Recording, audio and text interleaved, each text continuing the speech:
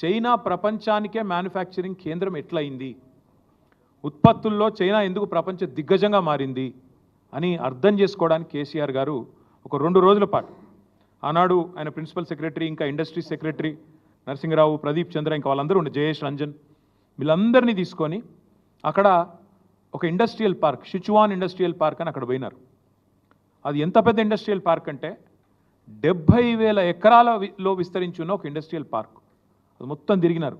తిరిగి అక్కడ అధికారులను అడిగినారు, మీరు ఎందుకే ఇంత పెద్ద ఇండస్ట్రియల్ పార్క్ పెడతారు, దీనివల్ల లాభం ఏంది అన్నారు.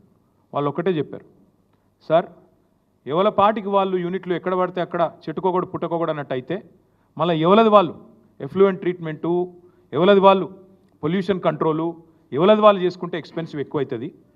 అన్నిటినీ ఒక సమూహంగా తెచ్చి ఒక దగ్గర పెడితే common treatment facilities, common effluent facilities, common cooling facilities, common heating facilities, common electrical facilities, common utilities, ఇవన్నీ పెడితే ఎకానమీస్ ఆఫ్ స్కేల్ వస్తుంది. ఎకానమీస్ ఆఫ్ స్కేల్ అంటే ఏంది, ఒక చోట ఉండడం వల్ల కాస్ట్ ఆఫ్ ప్రొడక్షన్ తగ్గడానికి ఈ ఫెసిలిటీలన్నీ మళ్ళీ డూప్లికేషన్ లేకుండా, ఎవరిది వాళ్ళు మలమల చేసే అవసరం లేకుండా అన్నీ ఒక చోట పెడితే ఖర్చు తగ్గుతుంది, ఉత్పత్తి ప్రొడక్టివిటీ పెరుగుతుంది.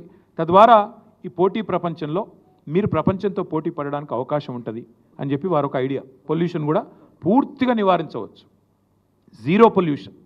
ఒకప్పుడు అంటే రామచంద్రాపురంలో, జీడిమెట్లలో, పాశమైలారంలో, పటాన్ చెరువులో, ఇంకొకడ మన నాచారంలో యూనిట్లు పెట్టినప్పుడు, ఫార్మా యూనిట్లు పెట్టినప్పుడు ఆధునికమైన టెక్నాలజీ లేదు. కానీ ఇప్పుడు వచ్చింది సార్. మీరు అనుకుంటే పక్కనే ఫార్మా యూనిట్ ఉన్నది అనే ఒక ఇది కూడా లేకుండా బ్రహ్మాండంగా జీరో పొల్యూషన్తో చేయొచ్చు, జీరో ఎఫ్లూయెంట్ డిశ్చార్జ్ అని చెప్పి వాళ్ళు చెప్పడం జరిగింది. అట్లాంటి ఫెసిలిటీస్ వచ్చినాయి, సాంకేతిక పరిజ్ఞానం వచ్చింది, అట్లా చేయండి అని చెప్పి వాళ్ళు చూపెట్టి మరీ చెప్పారు ఇట్లా చేయండి అని చెబితే, కేసీఆర్ గారు ఆనాడు ఇచ్చిన ఆదేశం ఏంటంటే ఇక్కడికి వచ్చి ఇండస్ట్రియలిస్టులతో మళ్ళీ సమావేశం అయ్యారు. ఎందుకంటే ఇక్కడ లైఫ్ సైన్సెస్ ఇండస్ట్రీ, నేను ఇందాక చెప్పినట్టు pharmaceutical bulk drugs industry, Hyderabad అప్పటికే ఒక కీలక కేంద్రంగా, కీలక స్థావరంగా ఉన్నది, ఒక హబ్గా ఉన్నది. వాళ్ళందరినీ పిలిచారు, రెడ్డి ల్యాబ్స్ వాళ్ళని, హెట్రో వాళ్ళని, ఎంఎస్ఎన్, ఇంకా ఇతర చాలా ఆరబిందో, అన్ని కంపెనీలు పెద్ద చిన్న అందరినీ పిలిచారు. పిలిచి వాళ్ళని అడిగినారు, ఏమయ్యా మరి మీ విస్తరణ ప్రణాళికలు ఏంటి అని. వాళ్ళు ఏమన్నారంటే, సార్ మాకు పెద్ద పంచాయతీ అయిపోయింది, ఎక్కడన్నా ఒక కొత్త యూనిట్ పెట్టాలంటే మళ్ళీ పబ్లిక్ హియరింగు, భూసేకరణ పెద్ద సమస్య అయిపోయింది, మళ్ళీ పబ్లిక్ హియరింగు, మళ్ళీ మేము మొత్తం పెట్టుబడి పెట్టి మళ్ళీ అక్కడ ఎఫ్లూయెంట్ డిశ్చార్జు, పోలేపల్లి సెజ్ పెట్టినప్పుడు ఇట్లే గొడవలైనాయి, జడ్చర్ల కాడ చాలా కష్టమవుతున్నది సార్ అంటే, మరి చైనా వాళ్ళు ఇట్లా చెప్పినారు, మీరేమంటారని అన్నారు. ఇది correct sir, economies of scale ఒక దగ్గర పెడితేనే వస్తాయి, తద్వారా మాకు కూడా ఈ ప్రమాదం తప్పుతుంది అంటే, కేసీఆర్ గారు ఎంత ముందు చూపుతూ ఆలోచించారంటే, ఒక పెద్ద ఫార్మా పార్క్ అంటూ పెడితే దాని చుట్టూతా మాకు చెప్పారు, అప్పుడు నేను మున్సిపల్ మినిస్టర్, తదనంతరం చుట్టూతా ఒక 5-6 కిలోమీటర్ల వరకు లేఅవుట్లు కూడా పర్మిషన్ ఇవ్వకండి. ఎందుకంటే నేను గమనించాను, నేను నా అనుభవంలో చెప్తున్నాను, నాచారం చుట్టూ ఫస్ట్ ఇండస్ట్రీ వచ్చింది, ఆ తర్వాత రెసిడెన్సీస్ వచ్చినాయి. కానీ తర్వాత ఏమవుతుంది, రెసిడెన్షియల్ వాళ్ళు గొడవ స్టార్ట్ చేస్తారు, పక్క నుంచి అంత కాలుష్యం మాకు వస్తున్నది, బాచుపల్లి వస్తున్నది, బాచుపల్లిలో కూడా అదే చూసాం. ఒకటి కాదు ఇక చాలా చోట్ల ఫస్ట్ ఇండస్ట్రీ వస్తుంది, దాని దగ్గర ఇండ్లు వస్తాయి, కాలనీలు వస్తాయి, అటెనక లొల్లి స్టార్ట్ అవుతుంది, ఇది నీ ఇక్కడికి తరలించాలని లొల్లి. కాబట్టి కేసీఆర్ గారు మాకు ఎంత దూరం చెప్పారంటే, మనం ముచ్చర్లలో ఫార్మా పార్క్ పెడదాము, పెట్టి అది కూడా ఉత్తగానే తీసుకోవాలని నిర్ణయం.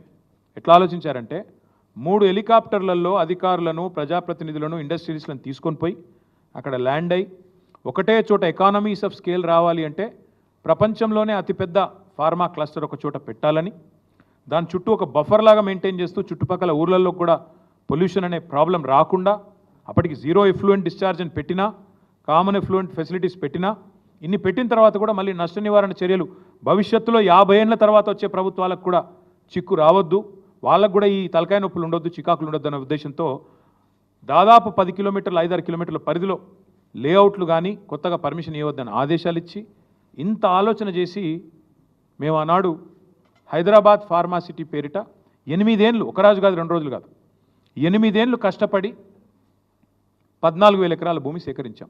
అందులో గవర్నమెంట్ ల్యాండ్ ఉన్నది, కొంత ప్రైవేట్ ల్యాండ్ ఉన్నది. అక్కడ కూడా ఇదే కాంగ్రెస్ వాళ్ళు, ఇవాళ ఏ కాంగ్రెస్ వాళ్ళు అయితే ప్రభుత్వంలో ఉన్నారో, మా సవితక్క ఇప్పుడే ఇక్కడికి వస్తూ ఉంటే గుర్తు చేశారు నాకు. వీళ్ళే వచ్చి ఆ రోజు ఏం చెప్పారు, కోదండరెడ్డి గారు, కోమటిరెడ్డి వెంకటరెడ్డి గారు, మల్రెడ్డి రంగారెడ్డి గారు, వీళ్ళే అక్కడికి వచ్చి, రేవంత్ రెడ్డి గారు, బట్టి విక్రమార్క గారు అక్కడికి వచ్చి, ఫార్మాసిటీ దగ్గరికి వచ్చి, మీ ఊర్లన్నీ కాలుష్యమయమైపోతాయి, నాశనం అయిపోతాయి, మీ భూములు తీసుకొని ప్రభుత్వం రియల్ ఎస్టేట్ దందా చేస్తున్నది అని చెప్పి నోటికొచ్చినట్టు వాగి సబ్జెక్ట్ తెలవకుండా విషయం తెలవకుండా పరిజ్ఞానం లేకుండా 13,000-14,000 ఎకరాలు 8 ఏళ్ళు కష్టపడి సేకరిస్తే దాన్ని బంగారు పల్లెంలో పెట్టి వీళ్ళకి అప్పచెప్తే ఇవాళ అనాలోచితంగా ఒక తుగ్లక్ మాదిరిగా ఓ పిచ్చోడ్ మాదిరిగా ఈ ముఖ్యమంత్రి ఏందో రాగానే హైదరాబాద్ ఫార్మాసిటీ రద్దు అని ప్రకటించినాడు. దాంతో ఆ ప్రాంత రైతులు ఏమనుకున్నారు, అచ్చా ఫార్మాసిటీ రద్దయిపోయింది, మా భూములు మాకు తిరిగి వెనక్కి వస్తాయి అని రైతులు సంబరపడ్డారు ఆ 9 గ్రామాల్లో. ఎందుకంటే వాళ్ళకి మాట కూడా ఇచ్చారు. రేవంత్ రెడ్డి గారు, బట్టి విక్రమార్క గారు, మల్రెడ్డి రంగారెడ్డి గారు, ఆ ప్రాంతంలో పోటీ చేసిన కిచ్చన్న గారు, లక్ష్మారెడ్డి, ఆ ప్రాంతంలో ఉన్న కోదండరెడ్డి, వీళ్ళందరూ కూడా మాట ఇచ్చినారు, మీ భూములు మీకు తిరిగిస్తాం, ఫార్మాసిటీ రద్దు చేస్తామని చెప్పారు. అన్నమాట ప్రకారమే రేవంత్ రెడ్డి వచ్చి రాగానే ఫార్మాసిటీ రద్దు అని ప్రకటన ఇచ్చాడు. ఇండస్ట్రీస్ మినిస్టర్ కూడా శ్రీధర్ బాబు కూడా ఫార్మాసిటీ రద్దు అని చెప్పిండు. చెప్పినాక మళ్ళా నెల రోజుల్లో ఏమైందో తెలియదు, మనసు మార్చుకున్నారు. మార్చుకొని కొత్త కథ మొదలుపెట్టినారు. ఫార్మాసిటీ రద్దు అన్నారు. అన్న తర్వాత లేదు ఫార్మాసిటీ ఉంది కానీ కుదిస్తున్నాం అని ఒక మాట.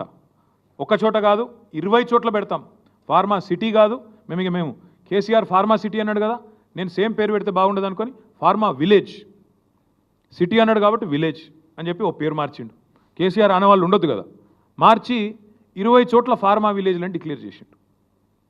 ఒక చోట మేము స్థలం సేకరించడానికి కారణం ఏంటి అంటే మాకు తెలియక కాదు, మాకు పరిజ్ఞానం లేక కాదు, మేము ఆలోచించి అర్థం చేసుకొని హైదరాబాద్ భవిష్యత్తు దృష్టిలో పెట్టుకొని తెలంగాణ భవిష్యత్తులో కూడా లైఫ్ సైన్సెస్ సెక్టర్లో లీడర్గా ఉండాలి. ఈ 2030వ సంవత్సరం కల్లా 100 బిలియన్లు కాదు $200 బిలియన్ పెట్టుబడి తెలంగాణకు తేవాలి. ఈ లైఫ్ సైన్సెస్ సెక్టర్లోనే 4-5 లక్షల మంది పిల్లలకు కొలువులు ఇవ్వాలి, ఇంకా విస్తరించాలన్న ఉద్దేశంతో అంతర్జాతీయ ఫార్మా యూనివర్సిటీ, అందులోనే అవసరమైతే ఒక ఎయిర్ స్ట్రిప్, అందులోనే లివ్ వర్క్ లెర్న్ ప్లే అంటూ ఇట్లా ఒక మంచి ఆలోచనతో ప్రపంచ దేశాలని ఊరికేనే కాదు. ఈరోజు చీఫ్ సెక్రటరీగా ఉన్న శాంతి కుమారి గారు ఆ రోజు ముఖ్యమంత్రి గారి కార్యాలయంలో చేజింగ్ సెల్కి ఇన్ఛార్జ్గా ఉన్నారు. చేజింగ్ సెల్ అంటే ఇన్వెస్ట్మెంట్ ప్రమోషన్ సెల్, ఇన్వెస్ట్మెంట్ని ఆకర్షించడానికి, ఇన్వెస్ట్మెంట్ని చేజ్ చేయడానికి పెట్టిన ఒక సెల్. దానికి ఇన్ఛార్జ్గా శాంతి కుమారి గారు సెక్రటరీ టు చీఫ్ మినిస్టర్గా ఉన్నారు అన్నాడు, principal secretary to chief minister. ఆ మేడం ఆధ్వర్యంలో మా ఇండస్ట్రీ సెక్రటరీని ఐర్లాండ్కి, తర్వాత ఇంకా ఇతర ఫార్మా స్థావరాలు ఎక్కడెక్కడైతున్నాయో అన్ని చోట్లకు పంపారు. ఒక 5-6 దేశాలు పోయినారు వాళ్ళు, నాకు గుర్తు రావట్లేదు, ఐర్లాండ్, సింగపూర్, ఇంకెక్కడెక్కడో పోయారు. మేము పోలేదు, అధికారులు పోయారు.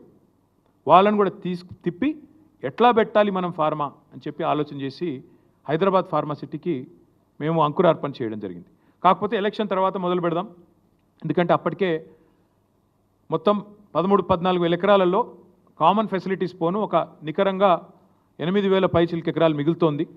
దాన్ని ఎట్లా వినియోగించాలి అన్నప్పుడు డిమాండ్ చాలా ఎక్కువ ఉండే. చిన్న కంపెనీలు, పెద్ద కంపెనీలు అందరూ 200 ఎకరాలు కావాలి, 300 ఎకరాలు కావాలని ముందుకు వచ్చినారు. సో మేము ఆలోచనతో అక్క వాళ్ళు కూడా, సబితక్క, మంచిరెడ్డి కిషన్ రెడ్డి గారు వచ్చి, అన్న మరి యూనిట్లు పోతున్నాయని కేసీఆర్ గారికి చెప్పారు. అన్న మరి యూనిట్లు వస్తాయంటున్నారు, రైతులకేమో వాళ్ళు హ్యాపీగా లేరు, పరిహారం విషయంలో కోపంగా ఉన్నారు, ఇంకా పెంచితే బాగుంటుందేమో అంటే కేసీఆర్ గారు నిర్ణయం తీసుకొని 1 ఎకరా భూమి పోతే వాళ్ళకి వెంటనే అక్కడ ప్లాటెడ్ ఏరియా, డెవలప్డ్ ఏరియా, ఒక హౌస్ సైట్ ఇవ్వండి, 1 ఎకరం పోతే 1 గుంటెడు జాగా వెంటనే మంచి డెవలప్డ్ లేఅవుట్లో ఇవ్వండి అంటే అక్క దగ్గరుండి మంత్రిగా అన్నాడు లేఅవుట్లు కూడా మేమే వేసినాం. 500 ఎకరాల్లో లేఅవుట్లు వేసినాం, కొంతమందికి పట్టాలు ఇచ్చాం. ఇవన్నీ కూడా చేసింది మా ప్రభుత్వం. చేసిన తర్వాత ఈ తుగ్లక్ ముఖ్యమంత్రి వచ్చి ఫార్మా విలేజ్ అన్నాడు. ఎందుకు చెప్తున్నా ఇదంతా నేపథ్యం మీకంటే, నిన్న కొడంగల్లో జరిగింది అదేదో కుట్రతోనో, అదేదో కువారంతోనో, ఇంకో దాంతోనో జరిగింది కాదు. ఈ ముఖ్యమంత్రి యొక్క అనాలోచిత మూర్ఖ తుగ్లక్ విధానాల వల్లనే ఇవాళ ఒక్క కొడంగల్లో కాదు, మొన్న సంగారెడ్డి జిల్లా న్యాల్కల్ అక్కడ కూడా గొడవ జరిగింది. అక్కడ కూడా రైతులు మా భూములు ఇవ్వమని చెప్పి రోడ్డు ఎక్కినారు. కొడంగల్లో ఈరోజు కాదండి, దయచేసి నేను మీడియా మిత్రులను కోరుతా ఉన్న, ప్రజలకు కూడా వాస్తవాలు చెప్పండి. 6-7 నెలల కిందట, ఇంకెక్కువ 8-9 నెలల కిందట ముఖ్యమంత్రి సోదరుడు తిరుపతి రెడ్డి, ఆయనకు ఒక ఫోన్ కాల్ వైరల్ అయింది, మీరు చూసే ఉంటారు, వినే ఉంటారు. ఏమని, ఒక రైతు ఫోన్ చేసి తిరుపతి రెడ్డి గారిని అడుగుతున్నాడు, మేము ఎందుకు ఇవ్వాలా మా భూములు, ఇవ్వకపోతే ఏం చేస్తుంది ప్రభుత్వం అని గట్టిగా అడిగితే, తన్ని తీసుకుంటాం, ఆయన అన్నమాట తన్ని తీసుకుంటాం నా కొడక అని మాట్లాడినాడు ఆయన. ఉంది, వైరల్ ఉంది, ఆ వీడియో ఆడియో తీయండి, తప్పకుండా వినండి. అంటే ఇది 6, 7, 8 నెలల నుంచి నడుస్తున్న కథ, రగులుతోంది కొడంగల్. మధ్యలో రైతులు ఒక్కసారి కాదు, అన్ని పార్టీల దగ్గర పోయినారు. మా కాడికి కూడా వచ్చినారు, ఇక్కడనే నా దగ్గర కూడా వచ్చి నన్ను కూడా కలిశారు. తర్వాత బీజేపీ ఆఫీస్కి పోయినారు, అందరి దగ్గర పోయినారు, ముఖ్యమంత్రి గారిని కూడా కలిసినారు. కలిసి చెప్పినారు, సార్ ఇది మంచిది కాదు, విరమించుకోండి. మొత్తం లంబాడ రైతులు, అక్కడ గిరిజన రైతులు, గిరిపుత్రులు, వాళ్ళందరూ పోయి అడిగినారు. అడిగితే పట్టించుకోకుండా ఏకపక్షంగా మేమేదో రారాజులం, చక్రవర్తులం, కొడంగల్ ఏదో మా సామ్రాజ్యం, మేము ఏదనుకుంటే అది జరగాల అనే పద్ధతుల్లో ఇవాళ మీరు తీసుకున్న అనాలోచిత పిచ్చి నిర్ణయం వల్లనే కొడంగల్ రగులుతున్నది. రోమ్ నగరం తగలబడుతుంటే నీరో చక్రవర్తి ఫిడేలు వాయించిండంట. ఈయన కథ కూడా అట్లే ఉంది. ఇవాళ కొడంగల్లో అగ్గంటుకుంటే, కొడంగల్లో ఇవాళ 16 మంది రైతులు జైలుకు పోతే, కొడంగల్ ఎమ్మెల్యే, ఎన్నో ఆశలతో ప్రజలు గెలిపించిన ఎమ్మెల్యే, ముఖ్యమంత్రి అయి మమ్మల్ని ఉద్ధరిస్తారనుకుని గెలిపించిన ఎమ్మెల్యే ఎక్కడున్నాడండి? నాకు అర్థం కాదు. మహారాష్ట్రలో ఢిల్లీ పెద్దలకు మూటలు మోస్తూ వాళ్ళకి ఇవాళ తాబేదారుగా ఇవాళ అక్కడ తిరుగుతూ ఉన్నాడు. నేను అడుగుతా ఉన్నా రేవంత్ రెడ్డిని, సొంత నియోజకవర్గంలో రైతులు ఆందోళన చేస్తుంటే, రైతులు అక్రమ అరెస్టులు అయి జైలుకు పోతుంటే, మా నాయకుడు పట్నం నరేందర్ రెడ్డిని ఇవాళ ఒక టెర్రరిస్ట్ని ఇడ్చుకపోయినట్టు నేను తెలియక అడుగుతా ఉన్నా. కనీసం వాళ్ళ భార్యకు ఇన్ఫర్మేషన్ ఇచ్చిండ్రా? అరెస్ట్ వారెంట్ ఉందా? అసలు వాళ్ళు పోలీసులు మఫ్టీలో చెతకపోతారండి? ఆయన ఏమైనా బందిపోట, తీవ్రవాద? అది అసలు అరెస్టా, కిడ్నాపా? ఇష్టం వచ్చినట్టు ఇంటికి వస్తావా, దుద్యాలకు వస్తావా, ఎక్కడికి వస్తావరా, వచ్చి కూర్చో, రైతులకు చెప్పు, నీ ఆలోచన వల్ల జరుగుతున్న లాభం ఏందో చెప్పు. ఇవాళ మా అందరికీ వచ్చిన అవగాహన, ప్రజలకు వచ్చిన అవగాహన ఒకటే, ఇవాళ ఈ భూసేకరణ పేరిట రేవంత్ రెడ్డి ప్రభుత్వం చేస్తున్నది దళిత, గిరిజన, బీసీల భూములను లాక్కొని వాళ్ళ అనుయాయులకు, వాళ్ళ కుటుంబ సభ్యులకు రియల్ ఎస్టేట్ పేరిట వ్యాపారం కోసం, రియల్ ఎస్టేట్ పేరిట వ్యాపారం చేసుకోవడానికి, డబ్బులు సంపాదించుకోవడానికి చేస్తున్న ఒక కుట్ర. ఇది కాంగ్రెస్ ప్రజాపాలన కాదు, ఇందిరమ్మ రాజ్యం కాదు, ఇందిరాగాంధీ ఎమర్జెన్సీ రాజ్యాన్ని తలపిస్తున్న పరిస్థితి. ఎందుకంటా ఉన్న ఈ మాట అంటే ఊరికే అనట్లేదు. ఇంటర్నెట్ తొలగించినారు, ఇంటర్నెట్ మీద పాబంది పెట్టినారు. It is against the supreme court order. Anuradha Bhasin versus government of India, ఆ కేసులో సుప్రీంకోర్టు ఆర్డర్ ఉంది. ఇంటర్నెట్ అట్లా నిషేధించడం అనేది కరెక్ట్ కాదు అని చెప్పి supreme court order, violation of supreme court. అదే మాదిరిగా నేను అడుగుతా ఉన్నా, ఏ రూల్ ప్రకారం ఇవాళ మా నరేందర్ రెడ్డి గారిని అరెస్ట్ చేశారండి? ఏ రూల్ ప్రకారం ఎత్తుకుపోయినారని కిడ్నాప్ చేసినారు? ఇవాళ ఆ రాజ్యాంగం ఏందో మేము కూడా అడుగుతా ఉన్నాం. ఇవాళ పేపర్లో చూస్తే నిజంగా బాధ అనిపించింది.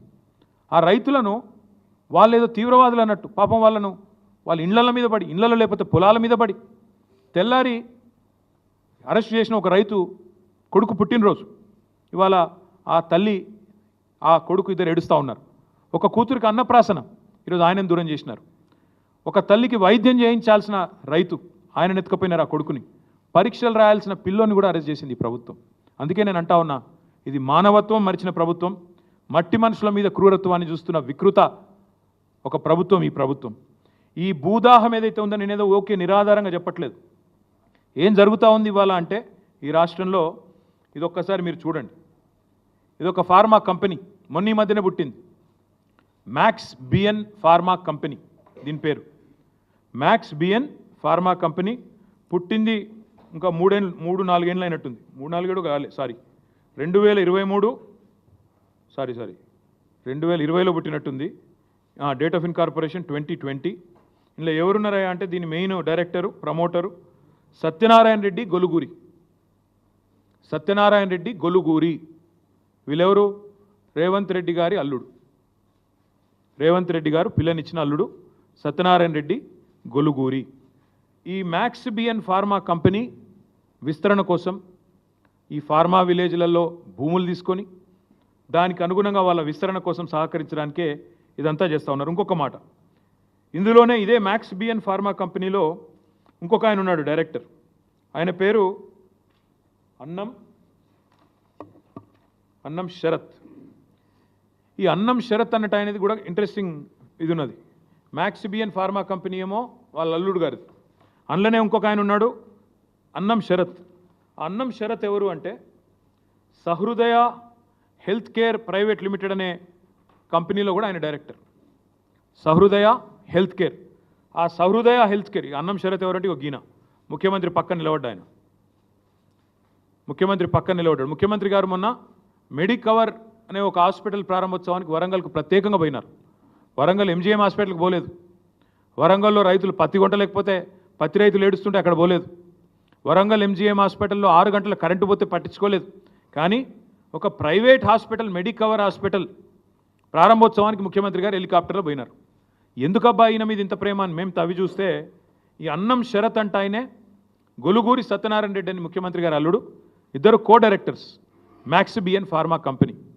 మెడికవర్ హాస్పిటల్ ఏదైతే ఉన్నదో నాకు తెలిసినంత వరకు, నాకున్న అవగాహన ఉన్నంత వరకు రేవంత్ రెడ్డి గారి వ్యవహారం మనందరం కూడా చూస్తూ ఉన్నాం కాబట్టి మొన్న ఒక యూనిట్ పెట్టింది బెంగళూరులో. దాన్ని స్వయంగా డీకే శివకుమార్ గారు పోయి ప్రారంభించినారు. మరిగా దాని వెనకాల ఉన్నదెవరో, ఆ మెడికవర్ హాస్పిటల్ అక్కడ ఉన్నది ఎవరిదో కూడా ప్రజలు అర్థం చేసుకుంటారని ఇదంతా చెప్తా ఉన్నా.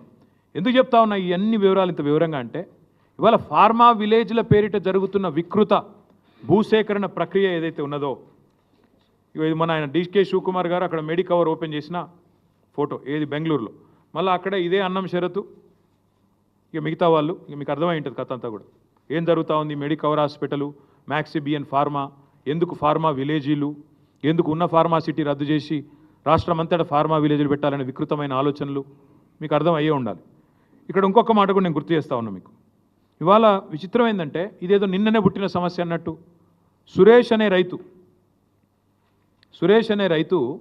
7 ఎకరాలు ఆయన పోతా ఉంది. ఆయన ఇన్సిడెంటలీ టీఆర్ఎస్ నాయకుడు, ఎస్ టీఆర్ఎస్ నాయకుడే.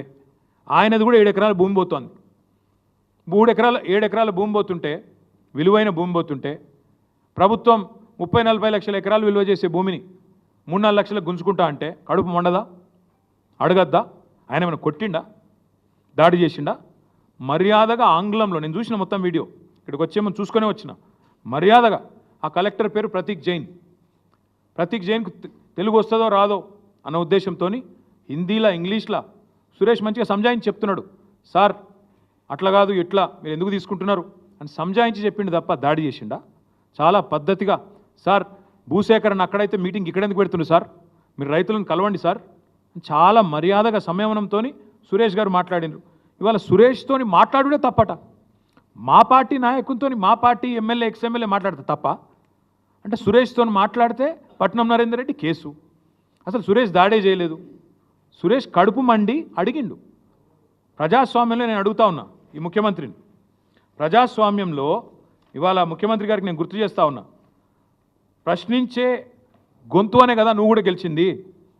ప్రశ్నించే గొంతు అనే కదా మల్కాజ్గిరిలో ప్రశ్నించే గొంతునైతా అదైతా ఇదైతా నువ్వే కదా మొదలుపెట్టింది. ఇవాళ మరి రాజ్యాంగమే కల్పించిన హక్కు ప్రశ్నించడం. ప్రజాస్వామ్యంలో ప్రజలు ప్రశ్నించాలి అనేది ఒక మాట. ఇది కూడా చూడండి మీరు, తిరుపతి రెడ్డి గారు ఈయన రైతులు అందరినీ కలిసిండ్రండి. ఒక కేటీఆర్నే కలవలేదు, నరేందర్ రెడ్డిని కలవలేదు, అందరినీ కలిసిండ్రు. కొడంగల్ రైతులు తిరుపతి రెడ్డి దగ్గర మొరబెట్టుకున్నారు. ఎందుకంటే ముఖ్యమంత్రి కలవాడు కదా, ముఖ్యమంత్రి బిజీ. ఇక్కడ తిరుపతి రెడ్డి కూడా ఉన్నాడు, కలెక్టర్ కూడా ఉన్నాడు. సబ్జెక్ట్ ఏంటంటే రైతులు అందరినీ కలిసిండ్రు. ప్రతీక్ జైన్ని కలిసిండ్రు, కలెక్టర్ని కలిసి మొరబెట్టుకున్నారు, తిరుపతి రెడ్డిని కలిసి మొరబెట్టుకున్నారు, మా భూములు కాపాడండి అని చెప్పినారు. కానీ ఈరోజు విచిత్రమైన పరిస్థితి ఏంటంటే ప్రజాస్వామ్యంలో ప్రశ్నించే అధికారం లేనట్టు, నా భూమి నువ్వు గుంజుకుంటా అంటే కూడా నేను ఊరికైనా దండం పెట్ట, ఓకే అయ్యా నువ్వు ఎంత ఇస్తే గంతే తీసుకుంటా అని చెప్పి సాగిలపడాలన్నట్టు, నీ అనాలోచిత తుగ్లక్ విధానాలను కూడా ఎవడు ప్రశ్నించకూడదన్నట్టు, ఫార్మా విలేజ్ల పేరిట జరుగుతున్న భూభాగోతాన్ని ఎవరు నిలదీయకూడదు, ఎవరు అడగకూడదు అన్నట్టు నువ్వు చేస్తున్న వైఖరి ఏదైతే ఉందో మేము ఖచ్చితంగా గొంతు విప్పి ప్రశ్నిస్తున్నాం. రేవంత్ రెడ్డి సమాధానం చెప్పు. ఒకవేళ సురేష్ మా నరేందర్ రెడ్డిని కలవడం తప్పైతే, సురేష్ మరి నాతో వచ్చి కలవడమే తప్పైతే నేను అడుగుతా ఉన్నా రేవంత్ రెడ్డి గారిని, మరి మీరు రాహుల్ గాంధీ తెల్లారలేస్తే తిడతా ఉంటాడు అదానిని, ఏమని దేశాన్ని దోపిడీ చేస్తాడని తిడతాడు. దేశాన్ని దోపిడీ చేస్తున్నాడు అదాని అని చెప్పి రాహుల్ గాంధీ వ్యతిరేకిస్తూ మాట్లాడతాడు. మరి ఆయనతో నువ్వు కూడా రాసుకొని పూసుకొని తిరుగుతున్నావు కదా. దేశాన్ని దోపిడీ చేస్తున్న అదానితో రాసుకొని పూసుకొని తిరిగే రేవంత్ రెడ్డి గారిని మరి సీఎం పోస్ట్ నుంచి తప్పించాలా వద్దా? నిజంగా మీరు చెప్పింది అదే లాజిక్ అయితే సురేష్ గారు ప్రశ్నించడమే తప్పు, ఆ సురేష్ గారు వచ్చి నన్ను కలవడం, నరేందర్ రెడ్డితో ఫోన్ మాట్లాడడం తప్పైతే నేను అడుగుతా ఉన్నా, ఏం ఎవిడెన్స్ ఉందండి? సురేష్ దాడి చేసిండా, నరేందర్ రెడ్డి దాడి చేపించిండా? ఫోన్లో మాట్లాడటమే తప్ప మా నాయకుడు ఇంకో నాయకుడితో. కాబట్టి నేను అనేది రేవంత్ రెడ్డిని, ఈ ప్రభుత్వాన్ని, వెంటనే మీ మూర్ఖపు ఆలోచనలు మానుకోండి. ఫార్మా విలేజ్ల పేరిట రావణ కాష్టం చేస్తాం రాష్ట్రం అంటే ఊరుకోము. మీరు హైకోర్టును కూడా మోసం చేస్తున్నారు. నేను గుర్తు చేస్తా ఉన్నా, హైకోర్టు జడ్జిలకు కూడా నేను విజ్ఞప్తి చేస్తా ఉన్నా. హైకోర్టులో ముచ్చర్ల రైతులు, హైకోర్టులో కందుకూరు రైతులు పిటిషన్ వేసినారు. మా భూములు ఫార్మాకు వాడుతున్నారా, దేనికి వాడుతున్నారో ప్రభుత్వం చెప్పాలంటే హైకోర్టులోనేమో ఫార్మా సిటీ ఉన్నది అని చెప్తారు. బయటనేమో ముఖ్యమంత్రి గారు అట్టహాసంగా ఒకరోజు ఫ్యూచర్ సిటీ అంటాడు, ఇంకో రోజు ఫోర్త్ సిటీ అంటాడు, ఇంకో రోజు ఏఐ సిటీ అంటాడు, ఇంకో రోజు స్కిల్ యూనివర్సిటీ అంటాడు. ఎక్కడ పెడుతున్నావా ఇవన్నీ అంటే 1 ఇంచు భూమి సేకరించిన అదనంగా ఎక్కడన్నా? గతంలో ఫార్మాసిటీ కోసం సేకరించిన భూముల్లోనే కదా ఇవన్నీ పెడతానంటుంది. మరి ఫార్మాసిటీ కోసం సేకరించిన భూములు కండిషనల్ ల్యాండ్ అక్విజిషన్. అది రంగారావు గారి భూమి ఉందనుకోండి, ఆ రంగన్నకు నోటీస్ వస్తుంది ఏమని, ఇగో మీ భూమిని మేము ఫార్మాసిటీ కోసం తీసుకుంటున్నామని వస్తుంది. ఫార్మాసిటీ కోసం కాకుండా ఇంకా దేనికి మళ్ళీ ఇచ్చినా అది వెంటనే రద్దు అవుతుంది, వెంటనే నల్ అండ్ వాయిడ్ అవుతుంది ఆ ల్యాండ్ అక్విజిషను యాక్ట్ ప్రకారము. ఇదే మాట మేము అడిగితే అసెంబ్లీలో కూడా అడిగాం. లేదు లేదు లేదు మీరు చాలా తెలివిగా ప్రజల్ని తప్పుదోవ పట్టించే ప్రయత్నం చేస్తున్నారన్నారు. ఇవాళ తప్పుదోవ పట్టిస్తుంది ఎవరు? తప్పుడు పనులు చేస్తుంది ఎవరు? తప్పుడు కూతలు కూస్తున్నది ఎవరు? ఆ ఫార్మాసిటీ కోసం సేకరించిన భూముల్లో ఫోర్త్ సిటీ పేరిట రియల్ ఎస్టేట్ దందా చేస్తున్నాడు ఎవడు? నిన్న అక్క దగ్గరికి 300 ఫీట్ల రోడ్ వేస్తున్నాడు కొత్తగా. అక్కడ ఏదో 340 ఫీట్ల రోడ్డు. ఏనికి మేము ఆల్రెడీ రోడ్లు వేసినాం ఆ ఫార్మాసిటీకి, కందుకూరు నుంచి 4 లేన్ రోడ్ వేసినాం, ల్యాండ్ ఎక్విజిషన్ చేసినాం. పాపం రైతులను ఒప్పించి మెప్పించి మీ భూముల ధర పెరుగుతుందా, ఇక్కడ మంచి జరుగుతాయని చెప్పి ఒప్పించి మేము చేసినాం. ఇలా కొత్తగా 340 ఫీట్ల రోడ్డు వేస్తే నిన్న మొత్తం సవితక్క దగ్గరికి వచ్చినారు రైతులు. అమ్మ మాది అక్కర్లేని రోడ్ వేస్తున్నారు, కొత్తగా తీసుకుంటున్నారని. దాని వెనకాల ఏం జరుగుతుందని మేము తవ్వి తీస్తే అక్కడ కూడా మొత్తం ముఖ్యమంత్రి గారు అనుయాయులు భూములు కొంటా ఉన్నారు. ఎందుకంటే వాళ్ళకి ముందే తెలుసు రోడ్ ఎటుకెళ్ళి పోతుంది, ఇన్సైడర్ ట్రేడింగ్. ఇది జరుగుతున్న దందా. అందుకే నేను కొడంగల్ రైతులకు నేను విజ్ఞప్తి చేస్తూ ఉన్నా, ఎక్కడి నుంచో కాదు, ఈ ముఖ్యమంత్రి భాగోతం పట్టాల్సిన పని, భరతం పట్టాల్సిన పని, భాగోతాన్ని బయట పెట్టాల్సిన బాధ్యత కొడంగల్ నుంచే మొదలు పెడదాం. అవసరమైతే మా పార్టీ తరఫున మేమందరం కూడా కొడంగల్కి వస్తాం, తప్పకుండా ఆ రైతులకు అండగా నిలబడతామని చెప్పి కూడా తెలియజేస్తా ఉన్నాం. ఇవాళ మా నరేందర్ రెడ్డి గారిని అక్రమంగా కిడ్నాప్ చేశారు. అరెస్ట్ కూడా కాదు, కిడ్నాపే చేసినారు. మఫ్టీలో వచ్చి కేబీఆర్లో వాకింగ్ చేస్తుంటే ఒక దొంగనో, బందిపోటునో, తీవ్రవాదినో పట్టుకున్నట్టుగా మఫ్టీలో యూనిఫామ్ లేకుండా వచ్చి ఇలా ఎత్తుకొని పోయినారు. నేను అడుగుతా ఉన్నా, ఆయన భార్యకు సమాధానం చెప్పండి, కొడంగల్ రైతులకు సమాధానం చెప్పండి. ఎందుకు ఇంత అక్రమంగా అరెస్ట్ చేయాల్సి వచ్చింది, అక్రమంగా కిడ్నాప్ చేయాల్సి వచ్చిందో చెప్పమని చెప్పి నేను కోరుతా ఉన్నా. ఆయన ఒక ఎక్స్ఎమ్మెల్యే, మొన్నటిదాకా రేవంత్ రెడ్డిని ఓడించి అక్కడ ఎమ్మెల్యేగా ఉన్న వ్యక్తి. ఆయన టెర్రరిస్టా ఏంది? ఆపరేషన్ సడన్గా వచ్చి పొద్దున 6 గంటలకు వచ్చి ఎత్తుకపోవడం. అందుకే నేను చేసే విజ్ఞప్తి కొడంగల్ రైతులకు, భయపడకండి, మీ పక్షాన మేముంటాం. మీరు కోర్టుల్లో తప్పకుండా కొట్లాడతాం. న్యాయస్థానాల మీద మాకు విశ్వాసం ఉంది, న్యాయస్థానాల మీద మాకు విశ్వాసం ఉంది. కోర్టులో తప్పకుండా ఈ దుర్మార్గాన్ని ప్రశ్నిస్తాం. ఇప్పటికైనా ముఖ్యమంత్రి గారు కూడా వెంటనే ఈ ఆలోచన, మూర్ఖపు ఆలోచన మానుకోవాలని చెప్పి కూడా విజ్ఞప్తి చేస్తూ ఉన్నాం. నిన్న మొన్న జరిగిన విషయంలో కూడా ఖచ్చితంగా ప్రభుత్వం వివరణ ఇవ్వాలి, సంజాయిషి ఇవ్వాలి. బేషరతుగా ఆ 16 మంది రైతులను వెంటనే విడుదల చేయాలి. పట్నం నరేందర్ రెడ్డిని విడుదల చేయాలి. పొద్దున వీడియో చూసినాం ఆ రైతులది, వాళ్ళు నడవలేకపోతున్నారు. ఖచ్చితంగా పోలీసు వాళ్ళు వాళ్ళని కొట్టారు. మెడికో లీగల్ పరీక్షలు వెంటనే చేయాలి. నేను మేజిస్ట్రేట్ గారిని కూడా కోరుతా ఉన్నా, దయచేసి మీరు ఆదేశించండి. వాళ్ళని రిమాండ్కి పంపే ముందే, వాళ్ళని మళ్ళీ తిరిగి జైలుకి పంపే ముందే వాళ్ళకి ఎక్కడెక్కడ వాళ్ళ శరీరం మీద దెబ్బలు ఉన్నాయో వెంటనే మెడికల్ ఎగ్జామినేషన్ చేయించాలి. వెంటనే మాకు ప్రభుత్వ వైద్యుల మీద నమ్మకం లేదు, ప్రభుత్వ వ్యవస్థ మీద నమ్మకం లేదు. ప్రైవేట్ వాళ్ళని పంపించండి, థర్డ్ పార్టీని పంపించండి, మేజిస్ట్రేట్ గారి చాయిస్. దయచేసి ఎగ్జామినేషన్ చేయించండి. వాళ్ళని చిత్రహింసలు పెట్టారని చెప్పి చెప్తా ఉన్నారు, నడవలేకపోతున్నారు. మీరు చూడండి వీడియో. అంటే మీరు భూములు లేకపోతే కొడతారా? ఇక భూములు లేకపోతే వాళ్ళ భూములు గుంజుకుంటేందుకు జులుం చేస్తావు. అందుకే వారికి మేము అండగా ఉంటామని చెప్తూ, మరి ఈ నరేందర్ రెడ్డి గారిని ఒకసారి చూడండి, ఎంత దుర్మార్గంగా మఫ్టీలో వచ్చి పొద్దున్నే ఒక్కడన్నా పోలీస్ యూనిఫామ్లో ఉన్నాడా? వీళ్ళు పోలీసు వాళ్ళా లేకపోతే నిజంగానే దొంగలా? మాకేం తెలుసు, కిడ్నాపర్లా ఎవడో మాకెమెరక. నోటీస్ లేదు, ఫ్యామిలీకి సమాచారం లేదు, ఇష్టం వచ్చినట్టుగా వచ్చి మఫ్టీలో వచ్చి 10 మంది గుండాగాళ్ళు ఎత్తుకపోతే అది కిడ్నాప్ అనాలా, అరెస్ట్ అనాలా?